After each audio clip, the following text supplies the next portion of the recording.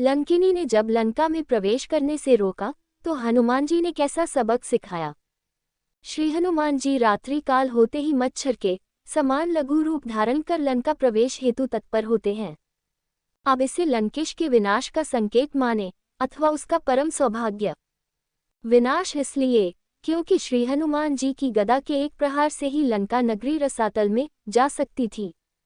और रावण के स्वभाव से तो हम सब अवगत हैं ही कि रावण अवश्य ही ऐसी कोई न कोई मूर्खता तो करेगा ही कि लंका रसातल में समाने का अपना रास्ता स्वयं ही ढूंढ ले। लेकिन रावण के लिए श्री हनुमान जी का लंका नगरी में प्रवेश करना परम सौभाग्यशाली होना इसलिए था क्योंकि श्री हनुमान जी जैसे श्रेष्ठ संत का जिस नगरी में आगमन हो, भला उस नगरी से बढ़कर और कौन सा स्थान पावन हो सकता है। और जिन संतों के दर्शन करने हेतु कहाँ कहाँ नहीं भटकना पड़ता, जंगल बैले धूल छांकनी पड़ती है, वही संत आज स्वयं चलकर रावण की नगरी पहुंच रहे हैं। तो ये तो रावण का परम सौभाग्य था।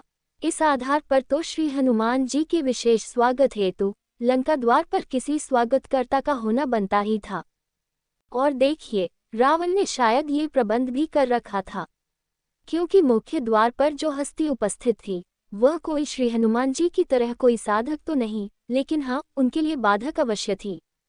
लंका की मुख्य सुरक्षा अधिकारी व अति क्रूर स्वभाव लिए लंकिनी नामक खूंखार राक्षसी श्री हनुमान जी के सम्मान में नहीं अपितु अपमान का चक्रव्यूह रचने के लिए खड़ी थी। लंकिनी को लगा कि अरे, इस नन्हे से वानर की इतनी हिम्मत कि मेरे सामने ही मुझे धोखा देते हुए चोरी छुपे लंका में प्रवेश करने का दुस्साहस करे। ये तो मेरा साक्षात अपमान है। लंका में मेरा अपमान हो जाए और मैं देखती रहूं तो लाख लाहनत है मेरे होने पर।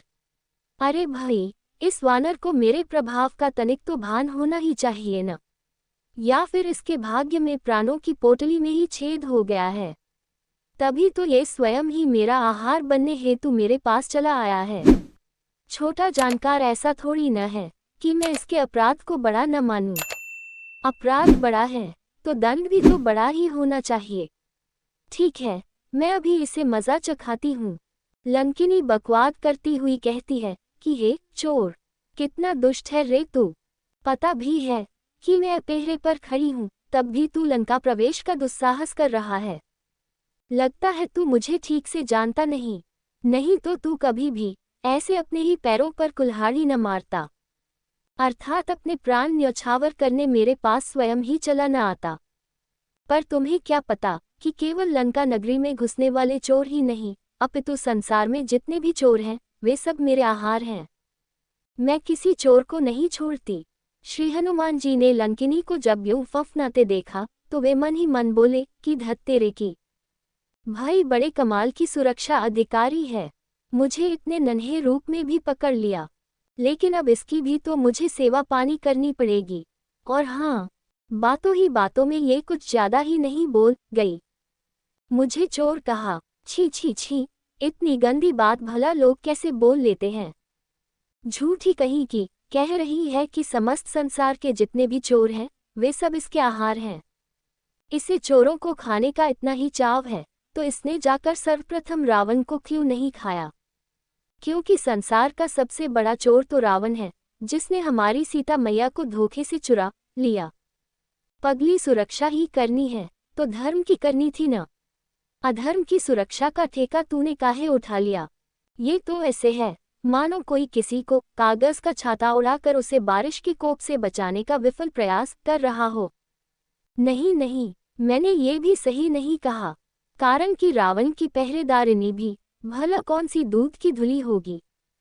चोर चोर मौसेरे भाई, इनकी तो आपस में ही खिचड़ी पकती रहती होगी। कौन जाने ये लोग कब क्या और कैसे कर जाएं। और इसकी जुबान तो देखो कितनी चलती है, मुझे सट कह रही है, अर्थात दुष्ट। अब ये तो हद ही हो गई। ठीक है, हमें दुष्ट कह ही दिया है तो थोड़ा दुष्ट तो लगता है हमें बनना ही पड़ेगा। श्री राम जी का नाम लेकर क्यों न हम अपनी दुष्टता का जरा सा नमूना दिखा ही दें। तब श्री हनुमान जी क्या प्रतिक्रिया करते हैं।